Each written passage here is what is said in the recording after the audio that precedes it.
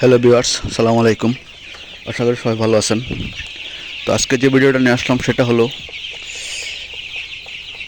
Colour but বা broiler যে কোনো মুরগির এন্টারাইটিসের সমস্যা। তো এন্টারাইটিস নিয়ে আমার চ্যানেলে একটা ভিডিও দেওয়া আছে যে এন্টারাইটিস হলে মুরগি কেমন হয়। এরপরে আমি আবার বলে দিই, এন্টারাইটিস হলে মুরগির পা আস্তে আস্তে চিকন হয়ে যাবে, মুরগি ছোটো হয়ে যাবে, কিন্তু খাদ্য খাবে ঠিকই, মুরগি ওজন আসবে না, মুরগির দিন দিন শুকিয়ে আসবে।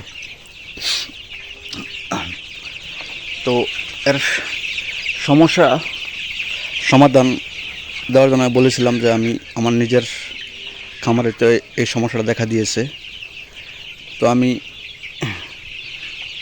ভিডিওটা ছাড়তে একটু দেরি হয়ে গেছে, কারণ হচ্ছে আমি ওষুধ আনার পরে চেক দিয়ে যেটা 100% কার্যকরী ওষুধ সেটাই আমি আপনাদেরকে দেখাবো।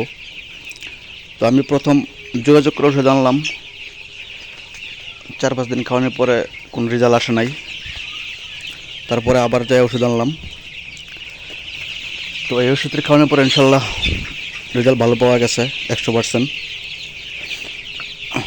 তো যারা খামারি ভাই আছেন, যাদের এন্টারাইটিস সমস্যা দেখা দেবে, তারা এই ওষুধগুলি ব্যবহার করবেন।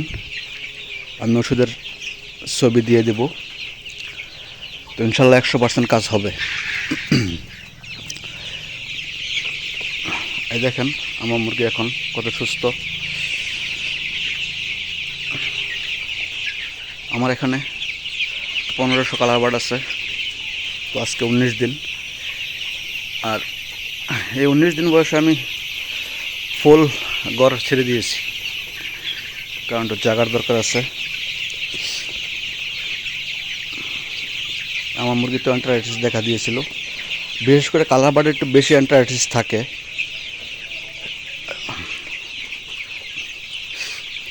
ব্রয়লার ক্ষেত্রে একটু কম।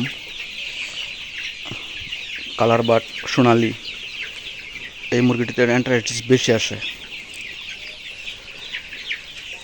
আর আমার ভিডিওটি ভালো লাগলে আমার চ্যানেলটা সাবস্ক্রাইব করে রাখবেন।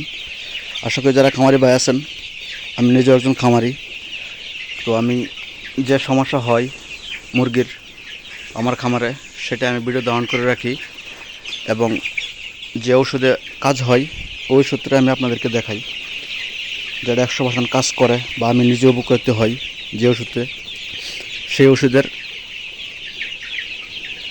ছবি সহ ভিডিও দেওয়ার চেষ্টা করব আপনাদেরকে। আশা করি সবাই ভালো থাকবেন। আল্লাহ হাফেজ।